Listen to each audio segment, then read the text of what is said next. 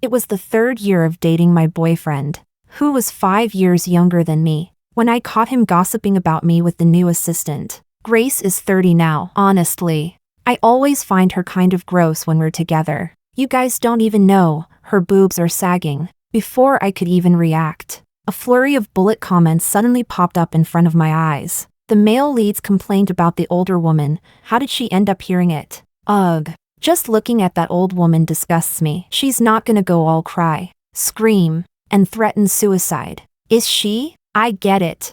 Though, she's already in her 30s, missing out on the male lead means she'll never find a good man again. If I were her, I'd never have the face to show up in public again. Staring at the bullet comments, I sank into thought. If I were 20 and heard something like this, I'd probably be overwhelmed with shame and fall apart. But now I'm 30, though I can't say it doesn't sting. At least I can light a cigarette, slap him 10 times, and walk away with a smile. Chapter 1. Nicholas Liu was bragging shamelessly with his friends, while I happened to be sitting right next to them. Only a thin partition separated us, yet their words came through loud and clear. Poor young Master Liu, sacrificing his youthful prime like that. But I guess older women must feel different in bed, right? She's a bit old, sure, but I've never slept with the tough corporate queen type before. Once young Master Liu gets tired of her, let us have a go too. Yeah. Loud, unfiltered laughter erupted from the other side of the partition. The loudest laugh came from a girl. She was Nicholas Liu's newly hired assistant, 3 years younger than him, young, naive, and full of energy. Listening to their laughter, I stood up and kicked the partition down. Chapter 2. Bang. My sudden appearance brought their laughter to an abrupt halt. What's so funny? Mind sharing the joke? The room fell into dead silence. No one dared to speak. While they were still stunned, I pulled out a chair and sat down. I took a cigarette from my bag and lit it under their watchful eyes. Smoke rose into the air, accompanied by bullet comments. What's this old woman trying to do? If she knows what's good for her, she'll get lost. Why is a woman smoking? That's disgusting. Just go. Old woman, you're 5 whole years apart. It was never a good match. The cigarette burned out quickly. It seemed no one was planning to explain what they were just laughing about. Nicholas didn't look too happy. I didn't know if it was because I'd walked in at the wrong time, or because I was smoking in front of him. I stubbed out the cigarette and patted him on the shoulder. Weren't you all just having a blast? Why so quiet now? Nicholas's expression shifted completely. Valentina, sitting next to him, quickly stood up. President Grace, we were just joking around. She moved so abruptly that she knocked over her wine glass, making a complete mess of herself. Before being transferred to Nicholas's office as an assistant, Valentina had spent a week working in my secretarial team. She was clumsy and careless, got into trouble within just that week. But she came in through the back door with connections, so it wasn't easy to fire her. So I reassigned her to Nicholas's office, where he held a nominal position as a manager. The bullet comments started scrolling again. The female lead is so cute when she panics. No wonder the male lead is into her. I'm falling for her too. A sweet, soft little cupcake versus a stale old woman who wouldn't know what to choose. Why hasn't the old woman left yet? Can't she tell the male lead doesn't love her anymore? So Valentina was the so-called female lead from the comments. I looked at her, young and pretty, just not very smart. From what I knew of Nicholas, this wasn't his type. But now, I wasn't so sure. After all, until today, I didn't realize Nicholas could be so repulsive and vile. Valentina, did I say you could speak? Hearing that, Valentina's face went pale. Having been in power for years, I naturally spoke with authority. Back when she first came into my office, she was terrified of me. Every time she spoke to me, she couldn't even look me in the eyes. This time was no different. Seeing her afraid, Nicholas stepped in front of her. Grace, don't make things hard for her. That was the first thing he'd said to me since I walked in, and it was to defend another woman. You really think I need to control who you eat with? If you weren't so busy, do you think I'd need someone else to keep me company? Besides, weren't you supposed to be in a meeting? What are you doing here?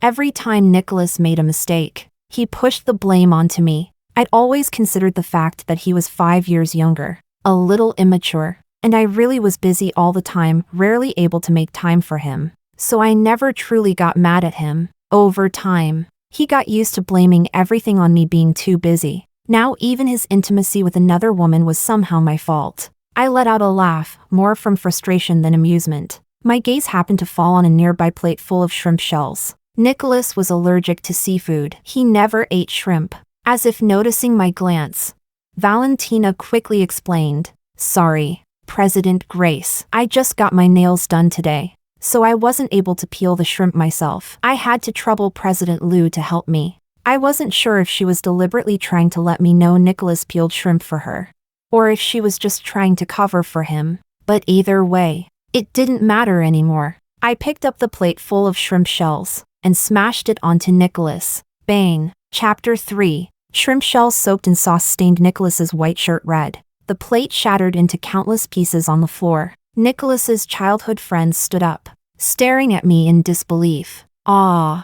Valentina let out a scream. How could you treat President Lou like that?" I pressed my lips together, only thinking her scream was too weak. Given how I felt right now, it deserved something much louder. Under everyone's stunned gaze, I slapped Nicholas across the face. Smack! The private room once again fell into dead silence. Then Valentina burst into an even louder scream. "You have no right to hit someone. Stop it!" She yelled as she lunged at me, wearing high heels and worked up with emotion. She didn't even make it to me before tripping over the broken porcelain shards on the floor. Watching her fall like an idiot, I couldn't help but laugh. I always thought people either had strong limbs or a strong brain, never neither. Whether it was from rage or humiliation, Valentina's face turned bright red. "Damn, what's the old woman laughing at? Our female lead doesn't need strength, she has the male lead to protect her. Only women who aren't loved have to act tough."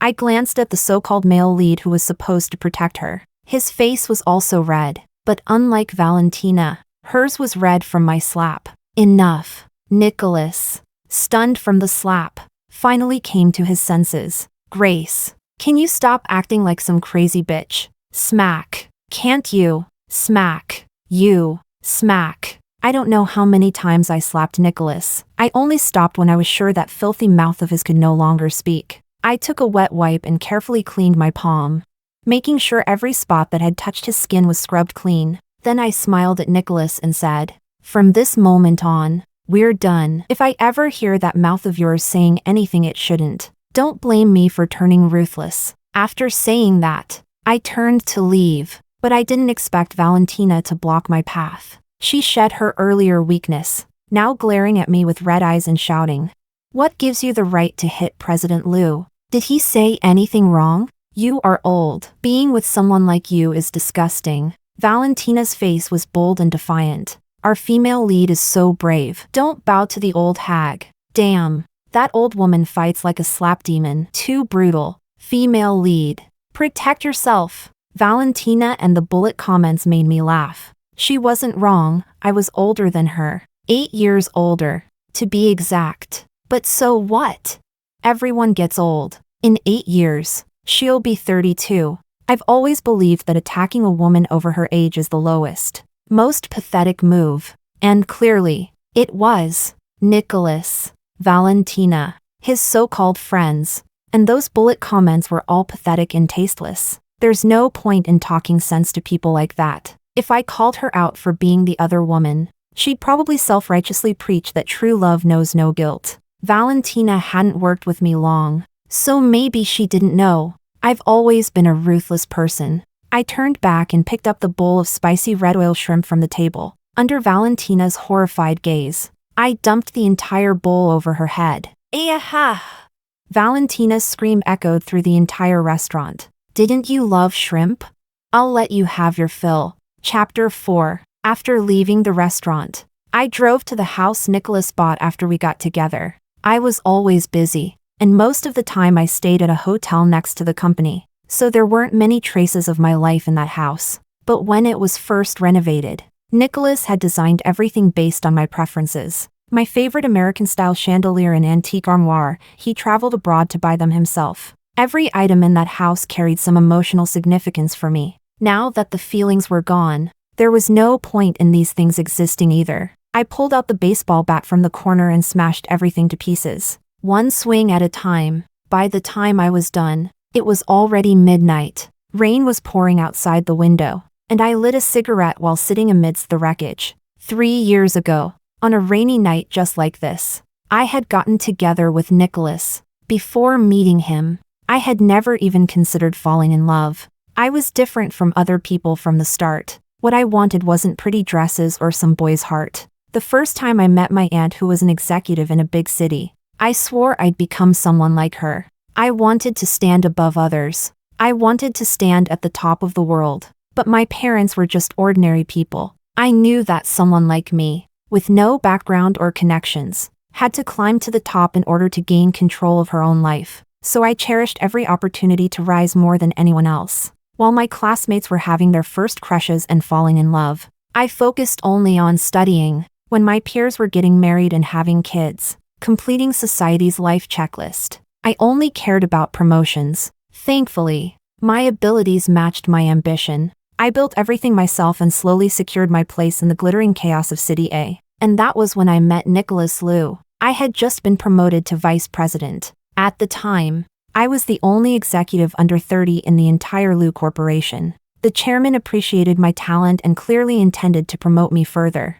Nicholas was the chairman's illegitimate son. The chairman and his legal wife had only one daughter. Now that he was getting older, he started thinking about bringing the illegitimate child into the family. I had no opinion on my boss's family drama, nor did I want to get involved. But the chairman assigned Nicholas to my department. At first, I didn't think much of it and gave Nicholas a nominal, idle position. But because I was young, many senior employees didn't respect me. And right around then, Nicholas misplaced an important document. Honestly, it wasn't a big deal. Everything had backups. If something got lost, we could just reprint it. But I decided to use this incident to set an example. I lashed out at Nicholas in front of everyone. Everyone knew he was the chairman's son. I understood the chairman had placed him with me for training, so he wouldn't blame me for being strict. And it worked brilliantly. But after a few more incidents like that, Nicholas came to confront me. He asked my assistant for my schedule and waited for me at a restaurant where I had a business dinner. There's always drinking involved in business. That day the client was difficult,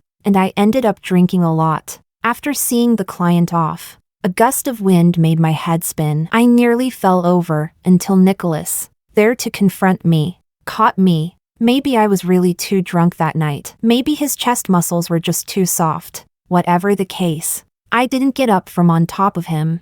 I've always been a disciplined person. Losing control after drinking had never happened to me before. The Liu family was a murky pond. Wading into it brought me no benefits. Nicholas was young, but I had top-tier looks and a killer body, so it's hard to say who took advantage of whom. Besides, I believe the greater responsibility in any drunk mistake lies with the sober party. At the time, I thought once I put my clothes back on, I'd pretend nothing had happened. But then he clung to my waist, eyes red, begging me not to target him anymore. That was when my last line of resistance collapsed. Call it lust, call it weakness. Either way, I've never failed to get what I want. And once I set my sights on something, I always get it done. A moment of indulgence and pleasure led to the ruin of 10 years of hard work at the stone desk. Because of Nicholas, I stepped into a battle over illegitimate inheritance rights. Chapter 5. There was a sudden sound at the entrance.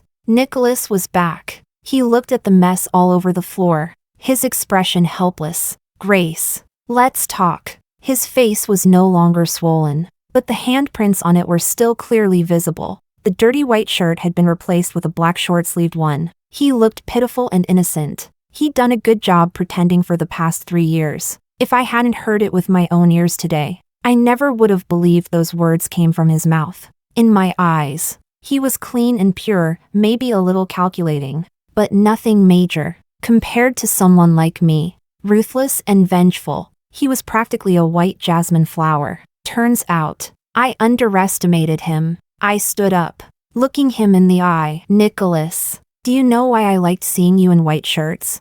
I liked the clean aura you carried. I wanted you to stay that way forever, pure white. My fingernail traced across his chest. But now, you're dirty. Nicholas's face turned pale inch by inch. Suddenly, he grabbed my hand and shouted, his voice hoarse. Grace, what did you take me for? A pet? Do you even love me? Can you honestly say you never got with me because of my background? These past 3 years, what were you even doing? Was it really for me? Looking at his twisted face, I couldn't help but think men really have no bottom line. I always thought I had thick skin, but I can't compete with this kind of natural-born talent. He had approached me for personal gain, and now he dared to flip the script. Maybe the irony in my gaze was too obvious. Nicholas suddenly let go of my hand. He lowered his head and took a deep breath. These past 3 years, you never acted like a real girlfriend. You were always entangled with one man after another. Grace, you were the one who betrayed me first. He didn't even dare to look at me when he said that. I tilted his chin up. So what? You found someone who can act like a proper girlfriend? Yes, Valentina has only me in her eyes and heart. She's always there for me. She doesn't leave me alone to go to meetings and business dinners when I need her most. Grace, let's just end things on good terms. End things on good terms? After everything that's happened, he still thinks we can part peacefully? Nicholas, are you looking for companionship, or are you looking for help from Valentina's father? Nicholas's expression darkened even more. His carefully hidden intentions had been laid bare without mercy. He pressed his lips together, looking like he was ready to burn the house down with himself in it. Valentina's dad will help me. You always made me wait. I waited and I'm still stuck in some meaningless idle position. No one in the company takes me seriously. I've been branded illegitimate son for 3 years. Am I supposed to carry that label forever? Grace, no matter how hard you work, you still can't match a single word from Valentina's dad. If you can't give me what I want, then don't blame me for finding someone who can. Looking at that face, so familiar, yet now so strange, I smiled. I'm someone who knows when to walk away. I can accept that you approached me for personal gain, but betray me for gain? Then you're finished. This game, I'm done playing. And you? You won't be playing anymore either. Chapter 6. News of my breakup with Nicholas spread fast. By the time I arrived at the company the next day, people were already talking about it. The moment I stepped onto the 22nd floor, my secretary Lisa rushed over. President Grace, thank goodness you're here. This morning Assistant Valentina came with a signed order from President Nicholas saying your office has been reassigned. A crowd had gathered outside my office. Valentina was standing in the middle of them, directing people as they moved things back and forth. I glanced at the time, 10:30 a.m. If they started moving at 9 o'clock, everything in my office would have been cleared out by now. The fact that it was still going on could only mean one thing. Valentina was waiting for me. When she saw me, she deliberately raised her voice in a mocking shout. President Grace, you're here. So sorry. My office was just way too small. There wasn't even room for me to take a proper lunch break. President Liu had no choice but to give me yours instead. Hope you don't mind squeezing into a smaller space now. She leaned against the doorway, arms crossed, chin lifted as she stared at me. The provocation was obvious. Along with her came the bullet comments again. Hee. Serve that old woman right. Our female lead kicked her out of the company. If it weren't for running into the old woman yesterday, the male and female leads wouldn't have gotten together so smoothly. Our female lead being manipulative is just adorable. I love her even more. The bullet comments were as deranged as ever. I glanced at them once before looking away. They seemed to follow Valentina wherever she went. No matter what she did, they were always on her side. Zero values, zero discernment. If they could worship someone who inserted herself into another woman's relationship, then they certainly wouldn't be able to affect me. After Valentina's loud declaration, the employees gathered around my office began whispering. Looks like it's true that President Grace and President Nicholas broke up.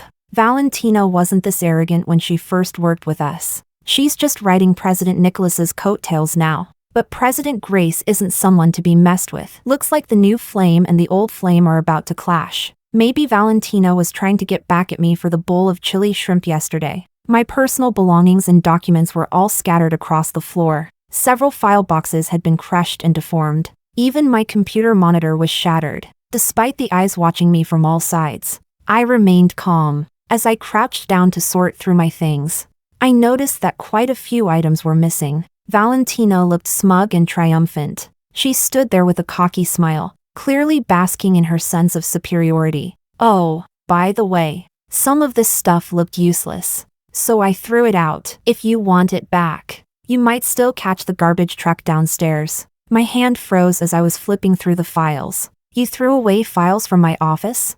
She shrugged. Just some trash. You're not the kind of person who cares about garbage, right, President Grace?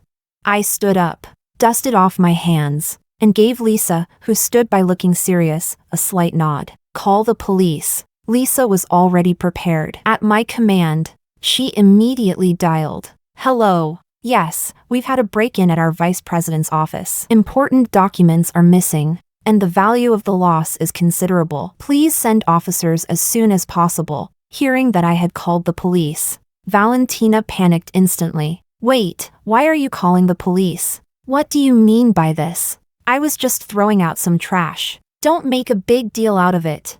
As she spoke, she lunged toward Lisa, trying to snatch her phone, but she was so clumsy that Lisa easily dodged and called for security at the same time. Lisa looked around seriously and said, Assistant Valentina, everything in President Grace's office is considered confidential company property. The Secretary Department logs inventory daily before leaving work. Nothing in this office counts as trash. Until the missing files are recovered, no one is allowed to leave. The movers who had been helping her turned pale. We didn't throw anything out. Assistant Valentina told us to move the stuff. It has nothing to do with us.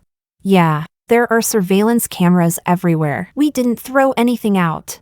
While they tried to clear their names, the security guards hurried over, and right behind them came Nicholas. As soon as Valentina saw him, she threw herself into his arms like the world had wronged her. Nicholas, I only came to move things because you told me to. Look at how they're treating me. Nicholas looked irritated and shot me a glance full of impatience. Then he turned to Valentina and asked softly, What exactly happened? Valentina was already crying so hard in his arms that she could barely speak. I was just helping Sister Grace throw out a little trash, and now she's calling the police on me. The way she looked and sounded, anyone unaware might really believe she was just kindly helping me take out the garbage. Chapter 7. After Valentina finished speaking, Nicholas frowned deeply. He lowered his voice and said to me, Grace, do you really have to blow this out of proportion over something so small? Before I could respond, he waved his hand at the security guards. What are you all standing around for? Disperse, don't you have work to do?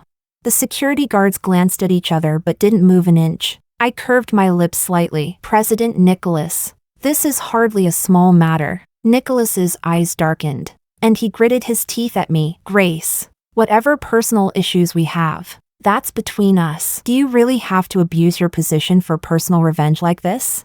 His words made me laugh. Personal issues? What does our personal history have to do with someone breaking into my office? Unless you're admitting that you sent her to steal my documents? Seeing that I wasn't backing down, Nicholas turned his command back to the security team. I said disperse. You all dare ignore my orders?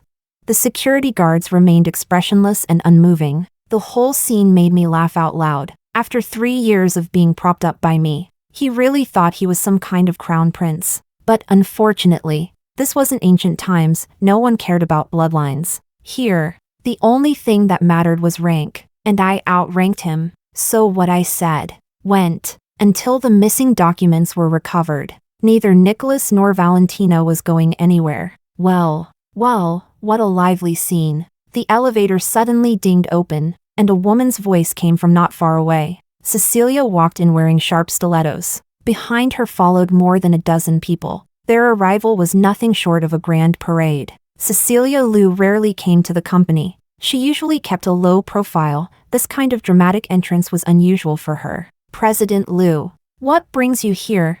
Cecilia gave a light smile. If I didn't come, I wouldn't have known that my dear little brother was conspiring with Valentina to steal our own company's trade secrets. The entire 22nd floor fell silent in an instant. With just one sentence, Cecilia had elevated the matter to a whole new level. This was no longer something ordinary employees could get involved in. Nicholas's face turned beet red as he shouted at Cecilia. What nonsense are you spouting?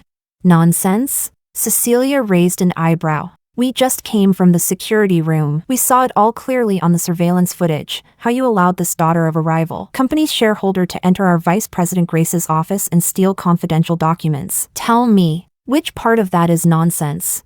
Chapter 8. The difference in level between them was stark. Cecilia remained calm and composed. In contrast, Nicholas's veins were bulging. If Valentina hadn't been holding him back, he probably would have charged straight at Cecilia. One of the senior executives behind Cecilia tried to speak kindly. President Nicholas, we know you've never cared much about the company. But even so, how could you help outsiders harm your own family business? Chairman Liu built Liu Corporation from nothing. It wasn't easy. He gave all of us a place to belong. That's right. This isn't child's play. Everyone in the company works so hard. We can't afford to suffer huge losses just because of you. Nicholas panicked and blurted out, I didn't. I just told Valentina to. Before he could finish, Cecilia cut him off sharply. Valentina's father, a shareholder in Lantian Group, announced this morning that they're competing with Liu Corp for a government project. Don't tell me you didn't know that. Say no more. The Liu family has no place for a traitor who bites the hand that feeds him. Nicholas was still young, impulsive and easily flustered. Just a few words, and he completely lost the upper hand. He shook his head frantically. No, it's not like that. It's because. But halfway through the sentence, he couldn't go on. Still, I knew exactly what he wanted to say. Valentina's father wasn't targeting Liu Corporation. He was targeting Cecilia. This government project was Liu Corp's biggest undertaking this year. Cecilia had poured enormous effort and resources into it. If she succeeded, her position in the company would reach a new peak. Likewise, if she failed, it would heavily affect her claim as the successor. Nicholas had mentioned more than once that he wanted to interfere with this project. I rejected him every time. Not because I didn't want to do the dirty work for him, but because if he actually went through with it, he would destroy his chances of ever competing for power. Chairman Liu wasn't a fool. He might turn a blind eye to internal sibling rivalry. To him, it was just infighting among the children, well within his control. But if that struggle began harming the company's interests, then it would become a serious matter. As a self-made entrepreneur, he would never tolerate any of his children damaging his business empire. But Nicholas didn't listen to me. He still insisted on attacking Cecilia through this project.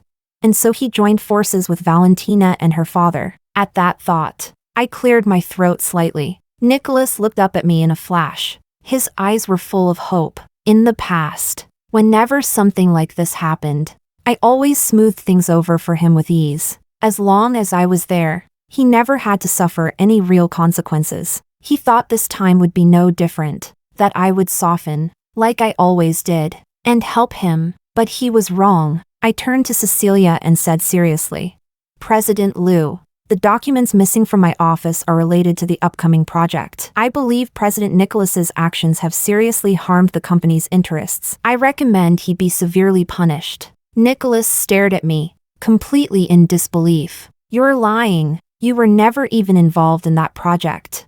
I smiled faintly and said nothing. It was true until yesterday. I hadn't been involved until yesterday. I was firmly on Nicholas's side and in direct conflict with Cecilia. But that was yesterday. In the business world, there are no enemies, only interests. The files Valentina had thrown away were destroyed immediately. There was no chance of getting them back. Now, whether or not I had the project documents was entirely up to what I said. Chapter 9. The police took Nicholas and Valentina away for investigation. Secretary Lisa went with them as well. What remained on the 22nd floor was a mess, and the crowd of employees who had just been watching. Cecilia waved her hand and instructed her assistant. Move President Grace's belongings to the 32nd floor. From now on, that entire floor will be her office. Then she turned to me and extended her hand. Congratulations on the promotion, President Grace. At her words, gasps echoed around us. The 32nd floor had once been Cecilia's office. In Liu Corporation, the higher your position, the higher your floor. I curved my lips into a small smile and shook Cecilia's hand. Congratulations to you as well, President Liu. The applause around us burst out in waves. No one cared anymore about the drama between me and Nicholas. All anyone talked about was how bright my future looked. At the age of 30, I had finally achieved my childhood dream and reached a height I had never imagined. What Nicholas didn't know was that Cecilia had tried to win me over more than once. She had always believed her foolish little brother was nothing without me, like an infant in swaddling clothes. Weak and helpless. Money, power, prestige, even men, she was ready to offer it all, and I had never once wavered in the face of her temptations. But Nicholas, unable to control himself, had to go and expose his true nature right in front of me. Last night, after learning what happened, Cecilia was already waiting for me outside my apartment complex. What she brought me this time was a reassignment letter and a share transfer agreement. Not much, but enough to change my life completely. This time, I accepted, which was why that scene this morning had played out the way it did. Catch the wind while it's rising. All thanks to Nicholas digging his own grave. Otherwise, things wouldn't have moved this quickly. Before noon, the company issued an announcement. Valentina was fired. Nicholas was suspended. Chairman Liu, although currently overseas, personally gave the order after being informed of the incident. Nicholas's collusion with Valentina had crossed the red line, but in the end, he was still the chairman's only son.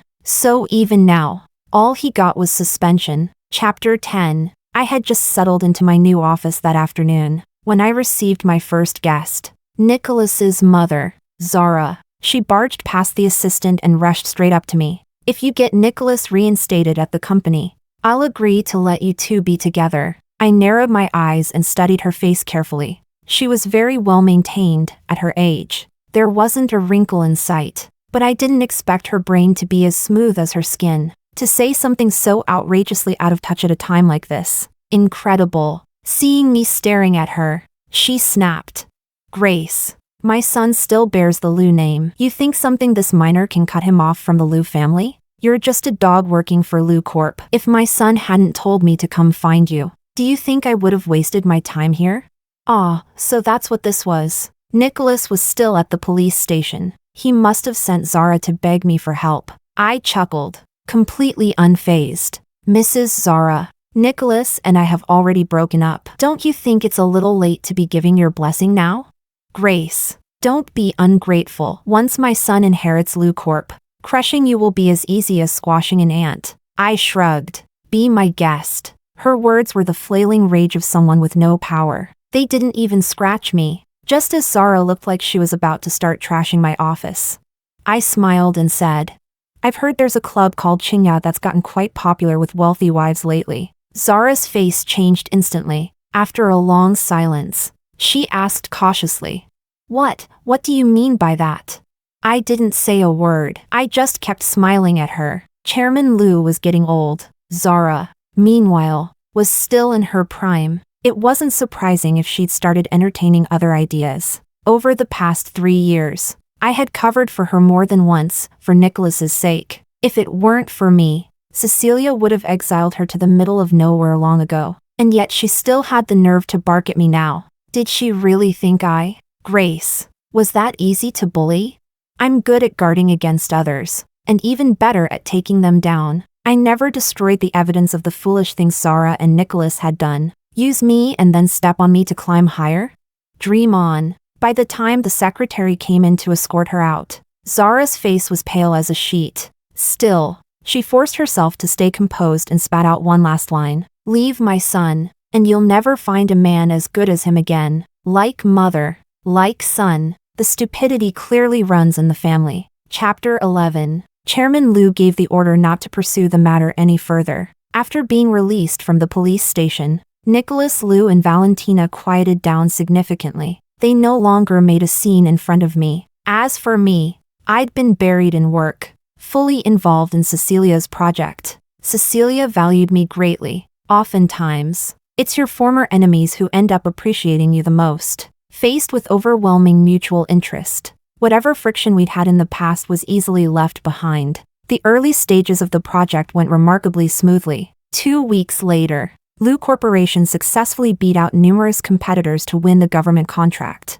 With this project in hand, no one in the company supported Nicholas anymore. Even the shareholders who once stood by him quickly switched sides. To celebrate Cecilia's success, the Liu family held a banquet. and I was specially invited. At the Liu residence, I saw Nicholas for the first time in a long while. He looked noticeably thinner, no longer the high-spirited man he had been when he was with me. He looked like he had reverted to the outcast, illegitimate son everyone used to avoid. He sat with Valentina in the corner. I could feel his gaze sneaking toward me again and again. Maybe he stared too much. Valentina snapped right there at the table. Nicholas, why do you keep looking at her?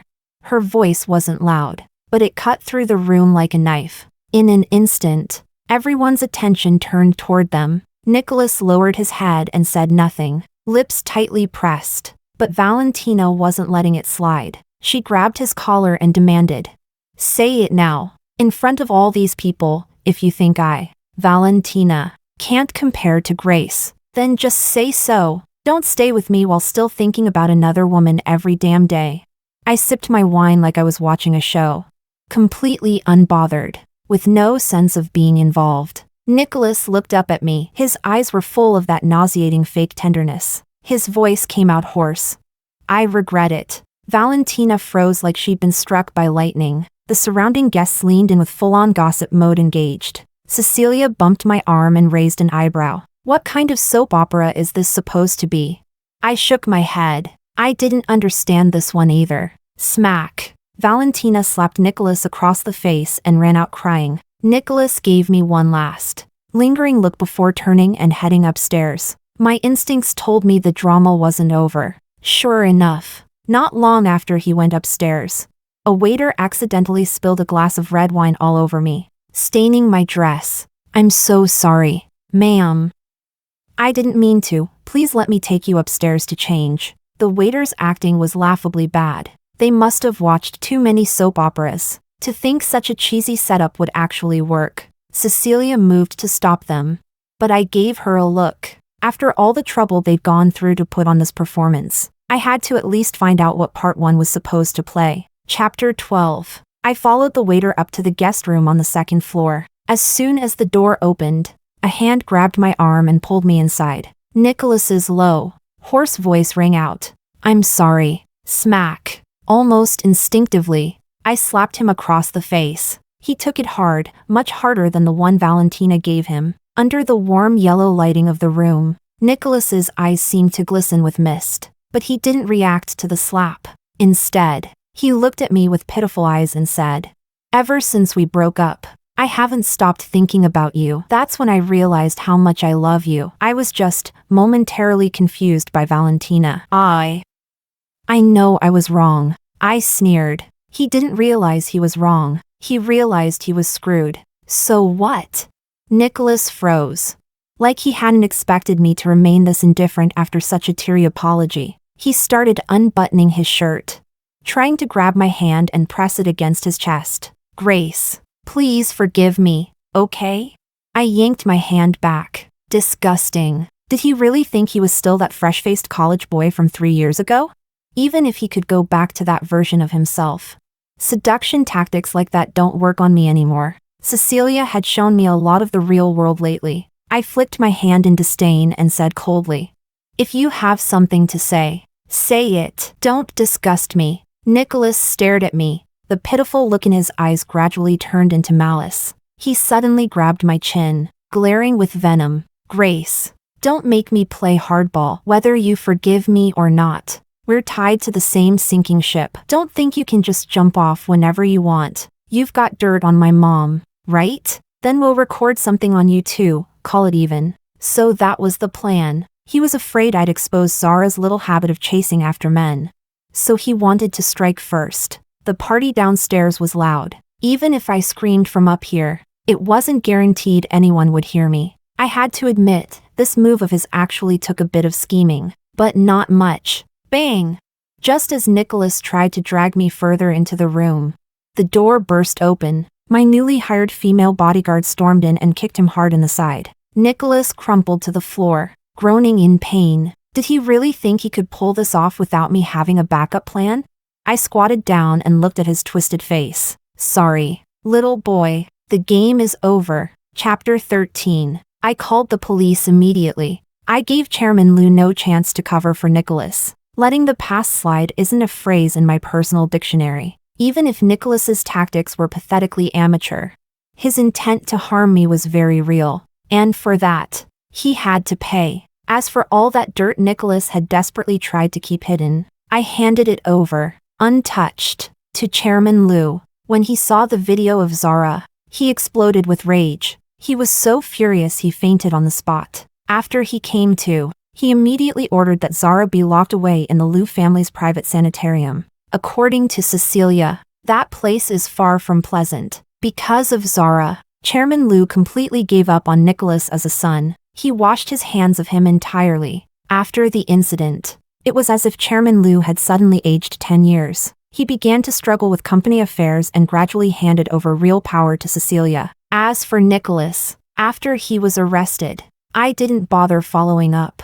My lawyers took care of everything. I only had one request. He must be punished to the full extent of the law. During interrogation, Nicholas threw Valentina under the bus. He blamed everything on her, said it was all her idea. The two of them put on a full dog-eat-dog show, both doing everything they could to push the blame onto the other. Unfortunately for them, neither one could escape. During the proceedings, Cecilia filed a separate lawsuit under the company's name, against both Nicholas and Valentina's father, Elio. This time, the evidence wasn't circumstantial like last time. Nicholas and Elio had conspired to sabotage the company's competition. They planted a spy near Cecilia, stole trade secrets, and committed bribery. The two cases were combined into a single trial. Cecilia had no intention of letting her dear brother see the outside world for the next 10 years. She also made her intentions crystal clear. Liu Corp was going after Lantian Group.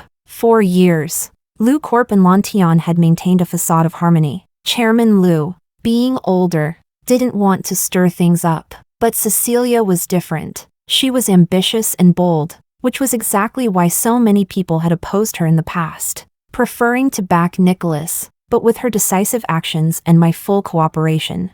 We swept out every voice of opposition within Liu Corp, and while Elio was mired in legal trouble and Lantian's stock was plummeting, Liu Corp joined forces with other companies to launch a siege on Lantian. The business world is only so big. If Cecilia wanted to expand, someone else had to make room, and when Elio delivered himself on a silver platter, she had no reason not to take the opportunity. Once the dust settled, Cecilia took full control of Liu Corp, and I became the second most powerful person in the company, just as she once promised.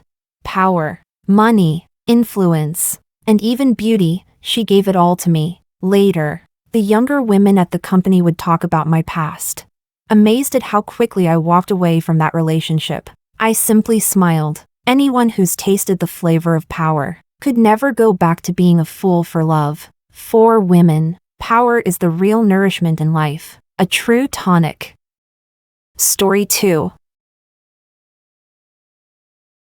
After finding out I was pregnant, Joel asked me for a divorce. I asked him why. He said he had gone on a date with a minor celebrity, dinner and a movie, and had a decent time. You like her so much? I asked. Not really. I just realized I don't like you so much anymore. Chapter 1. When I found out I was pregnant, I was overjoyed, laughing and crying at the same time. I thought Joel would react the same way, but he stayed silent. He stared at me for a while and then asked, "Are you sure?" Sure. Of course I was sure. After realizing my period was 2 weeks late, I went to the hospital right away. The blood test confirmed it, pregnant, without a doubt. After hearing what I said, Joel stayed silent again. His second silence made my heart sink. After a long while, Joel clicked his tongue in annoyance. "Let's get a divorce." What? I stared at him in shock, thinking I had misheard, but he seemed relieved. "Get rid of the baby, and we'll get a divorce." My hand trembled uncontrollably. In a hoarse voice, I asked him, "Why?" Joel's gaze was distant, and at that moment, he looked at me like I was a stranger. It was suffocating. He said, "The company just signed a new minor celebrity. She's 20, still in college, pretty, full of energy. The first time you called me and said you needed to talk, I was at the movies with her. It was a romance movie, kind of boring. But she kept chatting, so I didn't fall asleep. At that time, I had just left the hospital, carrying the huge excitement with me, and called Joel, eager to tell him the news right away. But he lowered his voice and said, "I'm busy, we'll talk later." Turns out, he was at the movies with someone else. Thinking back, it had been a long time since we'd gone to the movies together. Because Joel was busy, because Joel had no time, and mostly because Joel didn't like it. My fingers dug painfully into my palms. He continued, "Later, when you called again to ask me to come home early, I was having dinner with her, at the restaurant we used to go to often, but this girl has quirky tastes. She recommended things we never usually order. To be honest, it wasn't that great, but it was okay to try something different once in a while." At that time, I had already been waiting for him at home for 3 hours. No calls, no messages. I wasn't sure if he would come back or when he would, so I called him again. He said, "I'll try." I waited another 3 hours after that "I'll try." I had made dinner, 1 meat dish, 1 vegetable, and a soup, still sitting on the table. I had planned to eat it with him when he got home. It seems unnecessary now. I felt cold, a chill that spread from deep within my bones. But Joel wasn't planning to let me go so easily. He continued, "That girl is still waiting in the car for me." Honestly, before I came back, I was debating whether to take her home or go to the hotel like she suggested. "Joel," I shouted, glaring at him with eyes filled with fury. But what could I say? My mind was in such chaos that I couldn't form a coherent thought. In the end, all I could do was ask him, stunned, "Did you cheat on me?" Joel calmly shook his head. "No, but I thought about it." "You like her that much?" "Not really. I just realized I don't like you that much anymore." Chapter 2. Those words hurt more than anything else. I could barely breathe. Joel, concerned, moved toward me. "Are you okay?" I backed away, as if terrified. "Don't touch me. Ava, don't touch me." Joel froze, his face darkening. He pulled a cigarette from his pocket, ready to light it, but then hesitated. It frustrated him so much that he crushed the cigarette and threw it in the trash. He said, "Ava, don't do this. I didn't mean to hurt you. I was planning to find the right time to talk this over with you. But this baby, it's just not the right time. We're not even 30 yet. There's still so much time ahead of us. Spending it all like this feels pretty pointless." I turned away, numb. Joel grabbed my hand. "Where are you going?" My body trembled uncontrollably. "I need to think." "Joel, let me think this through." Chapter 3. In the bedroom.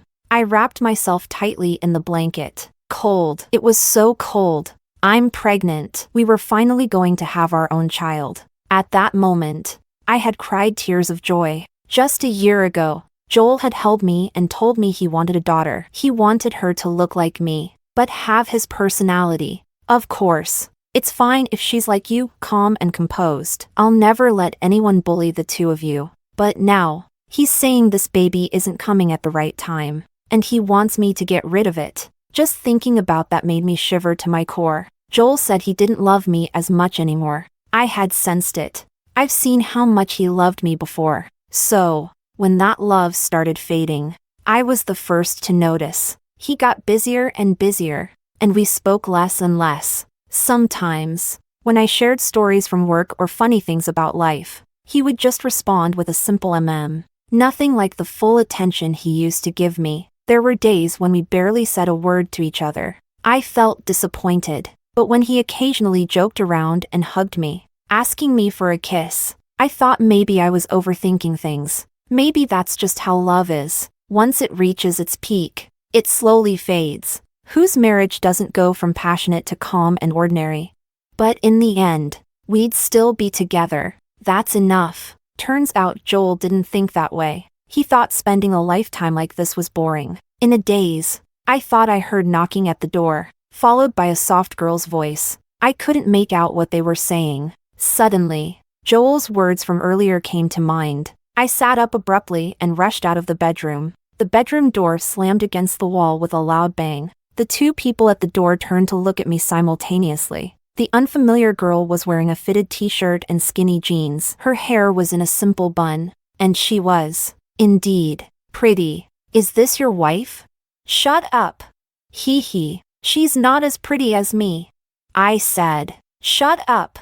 The girl stuck out her tongue. All right. All right. Don't be mean to me. Joel looked at me with a heavy expression, but his words were directed at the girl. Go back first. I'll have someone come pick you up. The girl wasn't happy. What? Didn't you promise to spend the evening with me?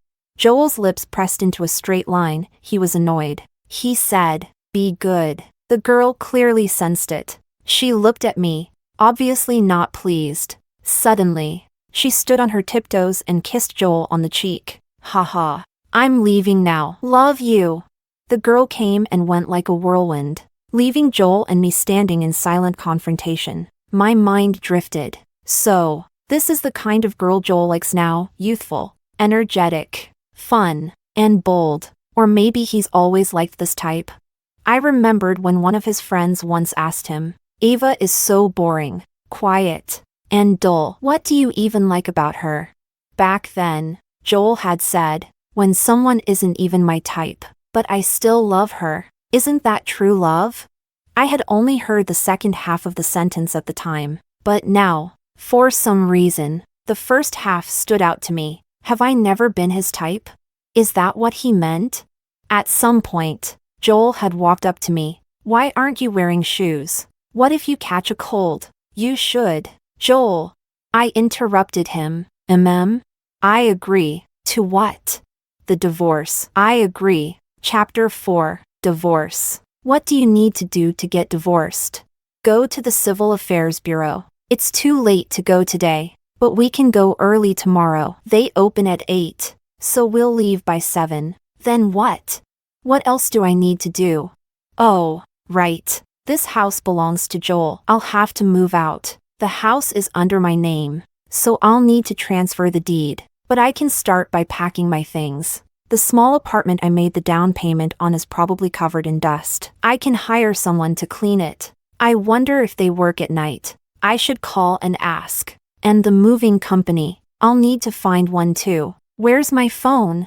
I walked from the living room to the bedroom, then from the bedroom to the dining room. Joel frowned and grabbed my arm. What are you looking for? I shook him off. Where's my phone? I can't find it. Have you seen it? Joel picked up my phone from the corner of the sofa and handed it to me. I opened the dialer, but I didn't know the number. Right. I need to check online. Check. What was I supposed to be looking for?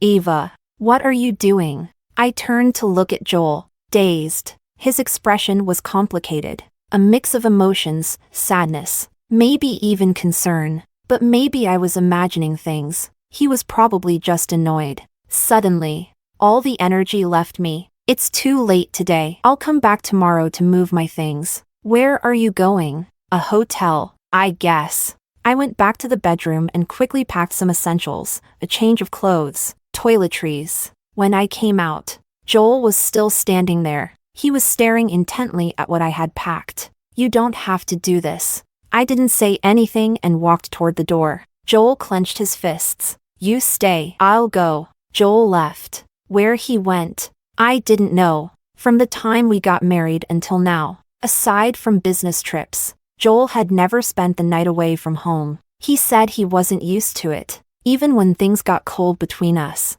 it was the same. He might come home late, but he always came home, no matter how bad our arguments got. We never slept in separate rooms. Once, I got so angry that I went to the guest room. Joel didn't say a word, but the next day, when I came home from work, I found the door to the guest room locked. The key and the spare were gone. Men are logical. Women are emotional. Women rely on those tiny little details. I always thought love was hidden in those details, quietly nourishing the relationship. But it seems like I'm the only one who remembered them. That night, I tossed and turned, wide awake until dawn. I thought about it a lot. I went through all 10 years of my relationship with Joel. From the day we met until now, it felt like going through a death. At 6:30 sharp, I got up. By the time I finished getting dressed, I heard the sound of the door opening, followed by some quiet shuffling. Knock, knock, knock. Are you up? I bought breakfast. It was Joel. His voice was low and hoarse, the way it gets when he hasn't slept all night. When I came out of the bedroom, he was staring blankly at the coffee machine. When he heard me, he turned his head. "Do you want coffee or, never mind? I'll get you some warm water." He rubbed his temples, clearly frustrated. I stayed silent. From the table full of breakfast items, I picked a bowl of pumpkin millet porridge. The cramping pain in my stomach slowly eased as the warm porridge went down. I asked Joel, "Are you free today?" "Why?" "Let's go to the Civil Affairs Bureau." Joel paused for a moment. "There's no rush. We haven't even prepared the divorce agreement yet." "Divorce agreement? There's no need for that." "Is there?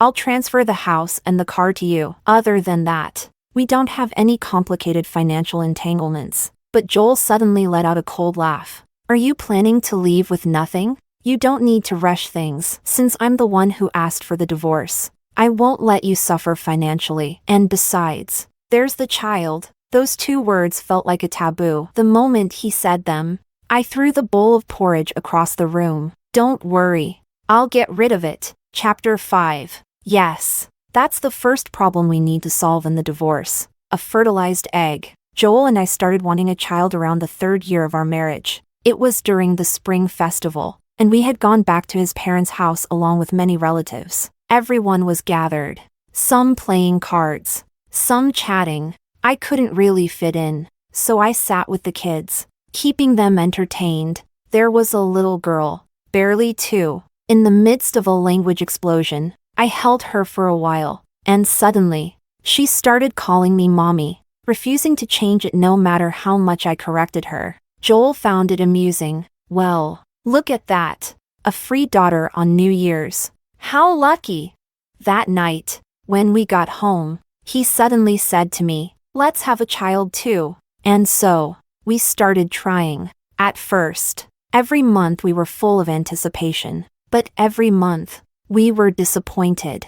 We even went to the hospital for checkups. The doctor said everything was fine, that we should just relax and let it happen naturally. For a while, I was really anxious about it. Joel comforted me, saying, "It's fine. We haven't had enough time for just the 2 of us yet." This child came unexpectedly, after we had hoped for so long and then stopped hoping altogether. I wasn't even ready, and it's a good thing I wasn't. Joel accompanied me to the hospital. He was firm in his decision, and I didn't have the strength to resist. So I went along with him. After all the tests were done, the doctor asked if we were sure we didn't want to keep the baby. The word "sure" was stuck in my throat, unable to come out. In the end, Joel answered for us. "Yes, all right. Then I'll schedule the procedure for 3 days from now." I clenched my fists. "Can't we do it today?" Both the doctor and Joel turned to look at me. The doctor said, "There's pre-surgery preparation required. You can't eat for at least 6 hours beforehand. And since it's a surgery, it's important to rest well before the procedure."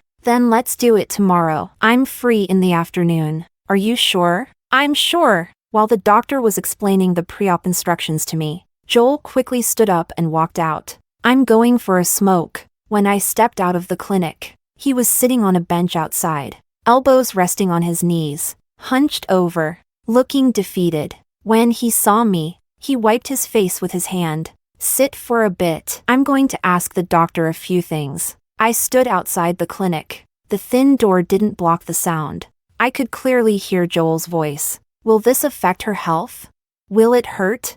Chapter 6. I've never been afraid of pain. In fact, I handle pain very well. Before I got together with Joel, when I was still in college, I once fell down a set of stairs onto a pile of gravel. My arms and legs were scraped all over, covered in large patches of blood, pretty gruesome to look at. I disinfected the wounds myself with iodine. Then I went back to moving things for the event. Honestly, it didn't bother me much. But when Joel found out, he was upset. "You're a young woman. If you're in pain, just say something. If you're hurting, cry out. Who wouldn't help you? Why be so stubborn?" He told me, "You can be vulnerable. At least with me, you can." Over time, I changed. When I broke a bottle of soy sauce, I'd tell Joel I messed up. When I bumped my knee, I'd tell Joel it hurt. When I felt lost, I'd ask Joel which way to go. I used to be fearless and unbreakable, but he confused me,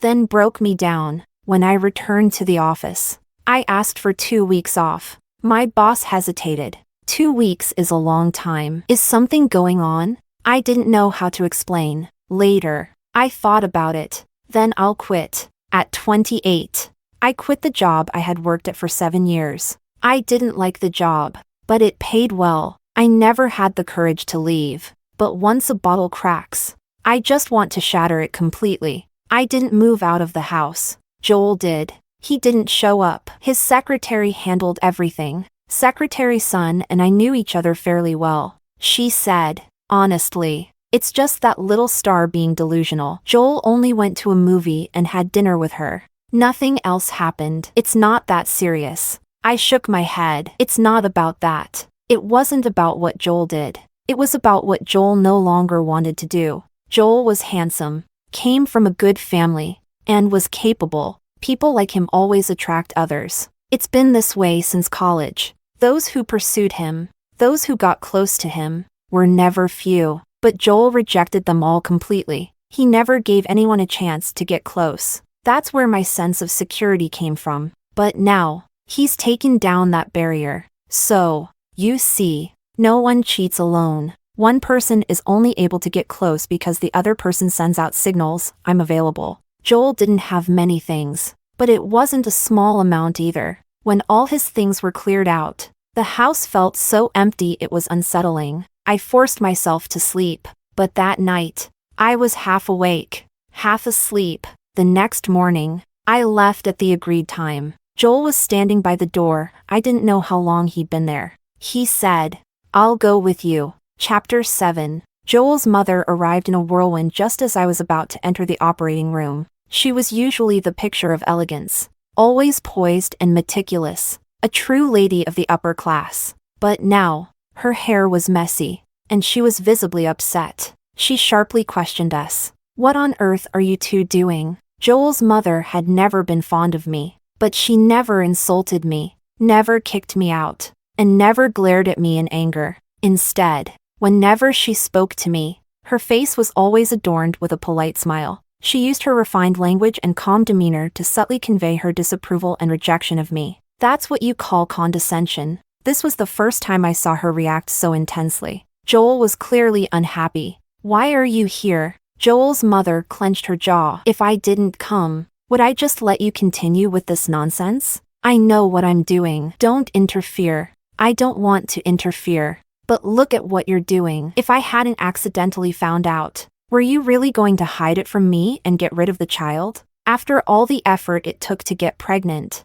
why are you aborting the baby? Joel said, because we're getting a divorce. Joel's mother suddenly looked at me, then turned to Joel. Did you ask for this? Yes. After a long, tense silence, she erupted. You were the one who insisted on getting married, and no one could stop you. Now you're married, and there's a child on the way, and you want a divorce. What about your love? What about all that love you kept talking about? What a heartbreaking question. What we once fought so hard to protect. Others didn't care at all. Love? What's it worth? And now, it seems, it really isn't worth much at all. Joel could no longer hold back his frustration. This is ridiculous. When I wanted to marry her, you didn't approve. Now I want a divorce, and you still don't approve. What is it? Do you only feel like good parents when you oppose everything I do? At any other time, Joel's mother would have turned around and left after hearing that. But today she held back. Joel, you've always been reckless, and I've let it slide. But Ava is carrying your child, and you're just going to say no like it's nothing? Joel let out a sneer. Are we really going to elevate this to the level of life? It's just an embryo, an unformed seed. Let's not be dramatic. Joel. Both Joel's mother and I spoke at the same time. She looked at me. I spoke up. Enough. I'll get rid of the child, and we'll get divorced. You don't have to act like this. Meeting Joel's mother's eyes, I continued. I'm sorry to disappoint you. Joel's mother took a deep breath, her energy deflating. I can't interfere with your decisions, but as parents, we always hope you won't have regrets. If you go through with this, once the child is gone, It's truly over between you two. Chapter 8. 10 years. It's been 10 years since Joel and I met. He was the one who pursued me, and he worked hard at it. I had to mentally prepare myself for a long time before I agreed to be with him. The truth is, Joel and I come from two different worlds. There's a chasm between us. The first time we crossed paths was because of a game. Confess to the first person who walks through the door. In that game, Joel was the main character, and I was just a random participant. At least, that's what I thought at the time. It wasn't until much later that Joel told me. I didn't plan to join in, but then I saw that the first person who walked through the door was you. And so, he came. He took 100 steps toward me. He said, "Eva, you don't have to move. Just don't step back." When he was pursuing me, he said that once. The second time he said it was when he was fighting against his family to marry me. "Eva, don't step back. You don't have to move forward. Just stay where you are. As long as you're behind me, I'm okay. I'm afraid that if I turn around, there will be nothing there." He always knew. I was the one who kept holding back in this relationship. I pretended to be noble, always ready to leave, but in reality, I was just scared and cowardly. I didn't believe that Joel and I had a future. I didn't believe we'd be together forever. To me, it was just a moment of indulgence, a fleeting desire. It was Joel who pulled me forward, step by step. He led me to open my heart and love him without reservations. If, before marriage, Joel loved me more than I loved him, then after marriage, it was me who loved him more than he loved me. My love was growing, but his love was diminishing. Joel's mother said what she needed to say, then left without looking back. I lay in the hospital bed, eyes open, staring outside, watching the sunset and the night slowly fall. "Joel, yeah, is the divorce agreement ready?" "Yeah, give it to me so I can sign." "And the surgery, let's do it tomorrow morning." "Okay." Chapter 9. The surgery was over quickly. Once I was back in the hospital room, Joel asked me if it hurt. I shook my head. It didn't hurt, but it was cold. Something had been taken from my body, leaving a hollow emptiness. It gave me a sense of desolation. I curled up under the blankets and slowly drifted off to sleep. In my sleep, I felt someone hold my hand, then place something in it. When I woke up, I looked. It was a hand warmer. "You're awake. Are you hungry?" It was Joel. He was sitting in the chair next to the hospital bed. I didn't know how long he'd been there. "You don't have to stay with me. I can check myself out of the hospital soon." "Why the rush?" "Stay for 2 days for observation." "No need. 2 days for observation. I've already." "Joel," I interrupted him. "This is my business. When we decided to end this relationship, we should have started fading from each other's lives.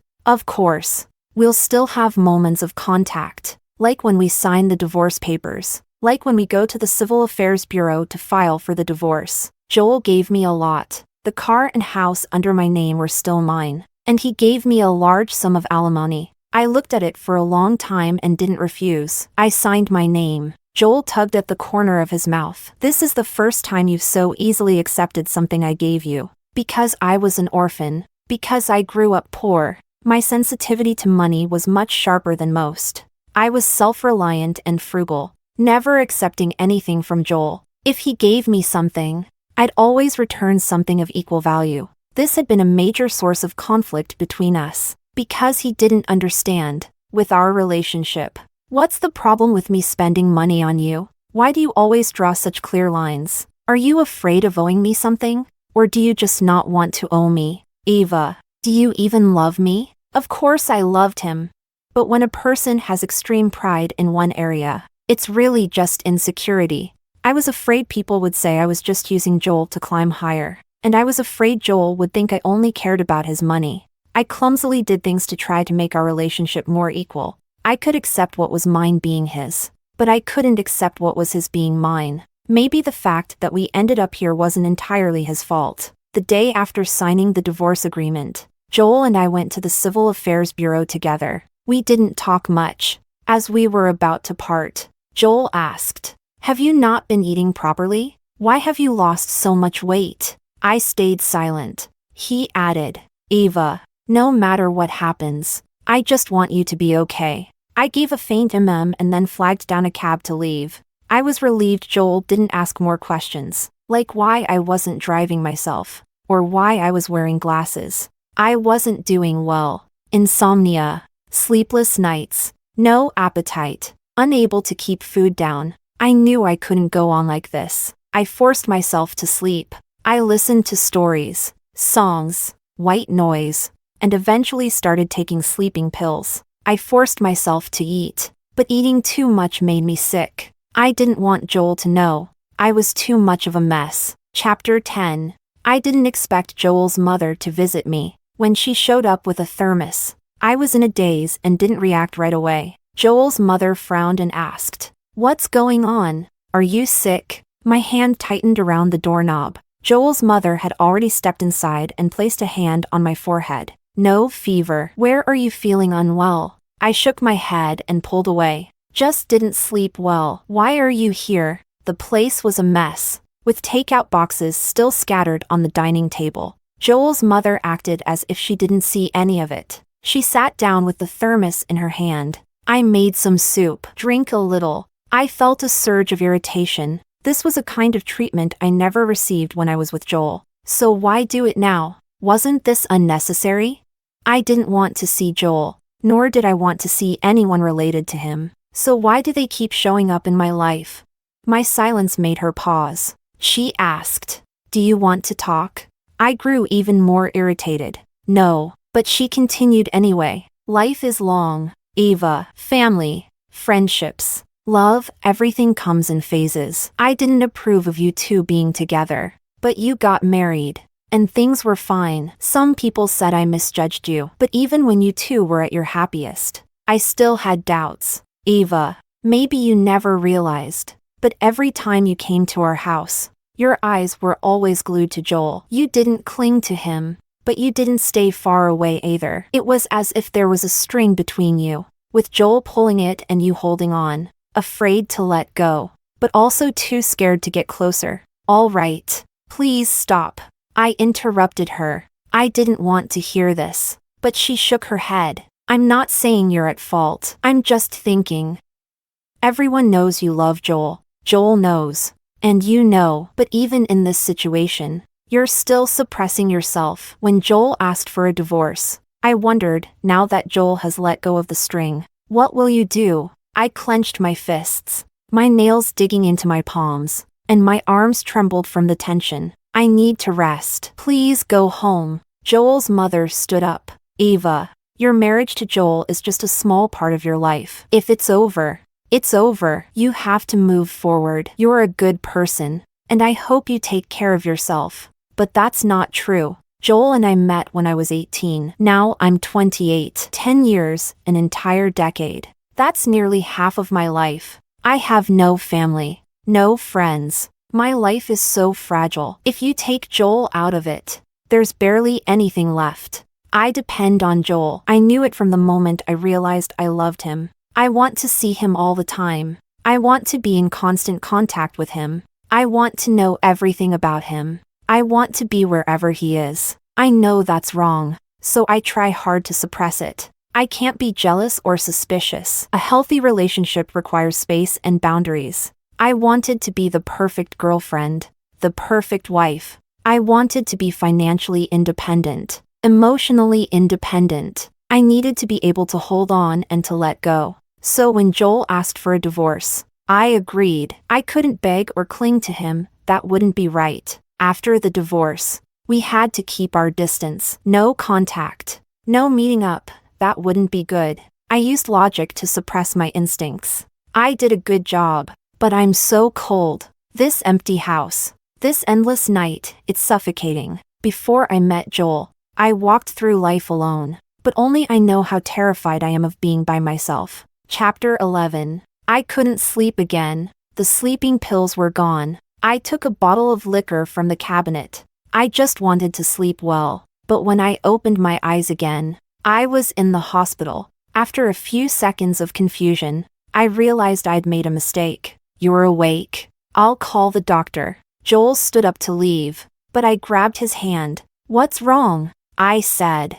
I'm sorry. Joel's muscles tensed. The moment I loosened my grip, he suddenly squeezed my hand tightly. His eyes were red, his face haggard. Ava, what were you doing? If I hadn't called and rushed over, if I hadn't found you in time, do you know you could have died? How humiliating. I had kept my composure for so long, and in this moment, it all shattered. I could only repeat over and over, no, it's not like that. I couldn't sleep. I just wanted to get a good night's rest. The after effects of alcohol poisoning were terrible. Dizziness, nausea. I couldn't even sit up. I could only drift in and out of sleep. It felt like I kept saying sorry to Joel over and over, and it also felt like I kept explaining over and over that I wasn't trying to kill myself. I really wasn't. I just couldn't sleep. Joel remained silent. Later, it seemed like someone lay down beside me and held me, and it felt like someone said to me, "There's no going back." After that incident, Joel and I didn't speak again. I didn't ask him why he had called me. It was as if nothing had ever happened. When I got home, I threw away all the alcohol and didn't buy any more sleeping pills. I couldn't keep going on like this. I couldn't do this anymore. The first night, I stayed awake until morning, then forced myself through the day. When night fell, I couldn't hold out any longer and slept. I slept until 5 in the morning. I got up, planning to go out and buy breakfast. But when I got downstairs, I saw Joel's car. It was a complicated feeling. I paused for a few seconds, then turned back and went upstairs. There were still instant noodles at home. I could eat those. At noon, Joel was still there. In the afternoon, Joel was still there. I called him. "Can you leave?" He was silent for 2 seconds. "I'm leaving." I tried to adjust my mindset, but in the end, I found that the best way was to exhaust myself. If I was tired enough, I'd fall asleep naturally. During this time, Joel didn't show up again, and neither did his mother, but I still felt uneasy. I knew I wouldn't be at peace until things were truly over. Finally, the 1-month waiting period was over, and we needed to get our divorce certificate. We walked into the Civil Affairs Bureau together, and walked out together. Looking at the divorce certificate in my hand, I finally let out a sigh of relief. As I turned to leave, Joel called out to me, "Ava, yeah, take care." Those were the last 2 words Joel said to me. Chapter 12. After receiving the divorce certificate, I sold the house and the car, and left the city. I came from a small town, and now I am going back to that small town. From now on, those people and those events would have nothing to do with me anymore. Extra chapter, Joel. Joel's mother once asked him, "Are you crazy for divorcing over some minor celebrity? Don't you realize she's only after your money?" Of course, Joel knew. He definitely knew. So, he laughed it off indifferently. "She's after my money, and I'm after her looks. Isn't that fair? It's so much easier to pay for things. Dealing with emotions is too exhausting." These words undoubtedly angered Joel's mother, and she slapped him. It was the first time his mother had ever hit him, but Joel wanted to say that slap was well deserved. Joel wasn't sure when he first started feeling tired. Loving Ava was exhausting. Joel knew that Ava loved him, but Ava was like an old-fashioned water pump in a rural village. You had to pour in a priming cup of water to draw up the endless supply of sweet, clear water from below. Without that primer, no matter how hard you tried, it would be in vain. Ava was like that. When they were dating, if Joel didn't reach out, Ava could go on forever without taking the initiative. At first, Joel thought Ava didn't like him. Then one day, he noticed that Ava's phone was always open to his contact page. Her eyes glued to it, but she never pressed the button to call. As long as Joel was around, Ava's gaze would always follow him. When he showed Ava affection, her eyes would fill with love and dependence. At first, Joel enjoyed it. He was in control. He led the relationship. He stirred Ava's emotions, but Joel got tired too. Sometimes, he wished Ava would take the initiative. He thought getting closer to Ava would fix things, like becoming husband and wife. But he was wrong. He could clearly feel that Ava loved him, but Ava would rather wait for him at home until midnight than pick up the phone and call him. She didn't interfere with his plans. Even when he forgot their anniversary or missed her birthday, it didn't seem to matter. If Joel was even slightly cold when they spoke, Ava would immediately retreat into her shell and stop reaching out to him. At first, Joel felt exhausted. Then he started to feel irritated. He began to dislike this version of Ava, and eventually, he didn't want to deal with her anymore. Chapter 13. Yes, what had once been spontaneous now felt like a chore, until that little celebrity started flirting with him. It was clumsy and obvious, but to Joel's surprise, he responded with a smile. Afterward, he thought about it for a long time. He suddenly realized that he didn't like Ava as much as he used to. He wanted to test it, to see if he truly didn't love Ava anymore. If it was true, should he go through with the divorce, or just stick it out? To be honest, Joel hadn't figured it all out yet. That day, he went on a date with the little celebrity, dinner and a movie. It was fun, but that kind of fun feels like when there's no traffic on your way to work, when you don't run into any idiots at the office, or when your coffee is brewed just right. It was superficial, but superficial happiness is still happiness. Isn't being happy the most important thing in life? So, Joel agreed to the second date with the celebrity, but life has a way of throwing unexpected surprises. Ava got pregnant. At that moment, Joel felt frustrated. All the things that had happened recently, all the unanswered questions, tangled up in his mind, and the only clear thought he could grasp was, if there's a baby, getting a divorce would be complicated. Was he really ready to just live out his life like this? No, so the baby couldn't stay. But if he asked Ava to get rid of the baby, they would definitely end up divorced. Fine, let's get divorced. If you asked whether Joel's decision was partly out of a sense of giving up, the answer would definitely be yes. The clock was ticking, and the knot he couldn't untangle, he decided to just cut it. But later, in the middle of the night, in those moments when you lie awake, Joel often wondered if he regretted saying those words the second they came out of his mouth. That feeling gnawed at him, especially when Ava went to have the abortion. His mind echoed with countless voices. You should stop her. You should try to fix this. You should call it off. Like his mother had said, if they lost the baby, they'd be truly done. Chapter 14. But his body didn't want to do anything. What would happen if he stopped her? Would they just pretend nothing had happened?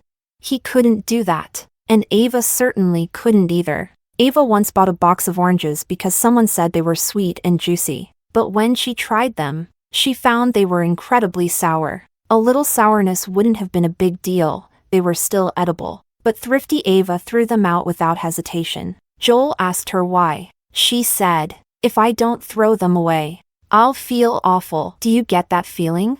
I expected them to be one thing, but they weren't. And if I don't get rid of them, I'll keep feeling miserable. At first, Joel didn't understand. Then later, Ava cut off her only friend. The reason? Her friend, upset after a breakup, lashed out at Ava and said some hurtful things. The next day, the friend apologized and clung to Ava, saying, let's just laugh this off and forget about it, okay? Ava smiled awkwardly and seemed to nod, but her friend never managed to get her to hang out again, and Ava never reached out either. Joel thought that keeping up the appearance of peace was still possible, but Ava shook her head and said, once some things are said, they can't be taken back. I just can't go back to how things were. It's awkward, so it's better to cut ties completely. Call me petty if you want. Joel knew that with Ava, once she made up her mind, there was no turning back. When he said those words to her, he knew Ava would never want to see him again, and just as he expected, from that day on, Ava's eyes never landed on him again, and she tried to avoid talking to him whenever possible, let alone trying to hold on to or plead with him. Ava just couldn't do it. But his mother told him, keep an eye on Ava. She's not doing well. Don't let your recklessness ruin her. Joel thought his mom was overthinking it, but he still couldn't help calling Ava. One call didn't go through, and the second one wasn't answered. Joel panicked. He rushed back to the house, trembling as he entered the door code. When he saw Ava unconscious in the living room, his regret hit him harder than ever. So what if he didn't love her as much anymore? Just because the love had faded, did that mean they couldn't stay together?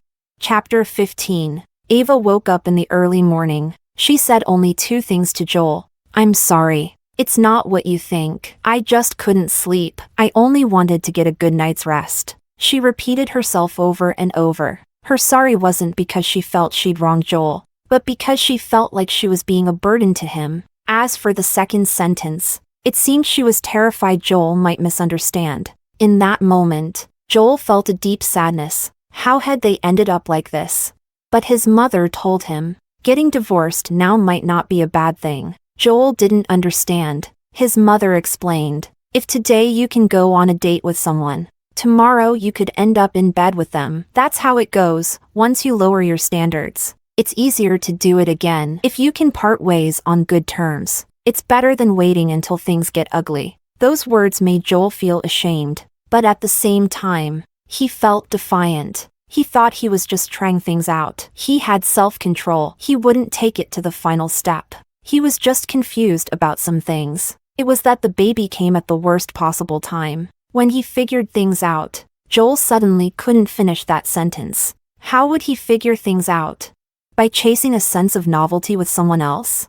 Joel kept replaying everything in his mind, over and over. It seemed like the moment when Ava was the most heartbroken wasn't during the miscarriage, but when she saw that girl flirting with him. In that moment, he became like those oranges, ones you expect to be sweet but turn out sour. So Ava had to throw him away. Otherwise, she would be in constant pain, day and night. After Ava left the city, Joel went through a period of indulgence, nights filled with drinking and fleeting pleasures. But soon, he lost interest. It was all so pointless, so boring. He once went to Ava's new city just to catch a glimpse of her. She had opened a cafe bookstore that was open 24/7. She had hired an employee, and she lived in the small loft above the store. He only took a quick glance, too scared to go inside. Once, he overheard the employee ask her, "Boss, don't you feel uncomfortable living in such a small loft?" Ava smiled and said, "I like being around people." Joel felt a pang in his chest. It wasn't a sharp pain, but it was hard to bear. It took several deep breaths to calm himself. He knew that Ava didn't actually like being around people, she was just afraid of being alone.